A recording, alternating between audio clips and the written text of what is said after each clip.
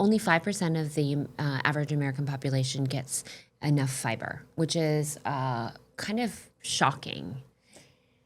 And in children, it's horrible too. I think the babies, because they have no choice, are the ones through childhood that have the highest level of fiber in their diet. But adolescents, it goes into the trash, the numbers, the single digits.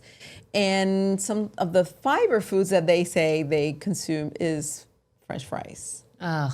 Well, and that actually, these two sort of piggyback on one another. So the lack of fiber is indicative of so many people lacking whole plant-forward, plant-based foods, because really that's the only way that you're going to get fiber is the whole plant-based foods. And then to touch on what you said about the adolescent population, so over 50% of, and I'll have to, I'll link it in the notes, but I believe over 50% of the American population's, adult American population's diet consists of highly processed foods, ultra-processed foods, but the teenage population, they consume the highest amount above the adults, and up to 65% of their diet is ultra-processed foods. Most of that is devoid of fiber, although there is a trend now where there are these bars and chips and all of it that say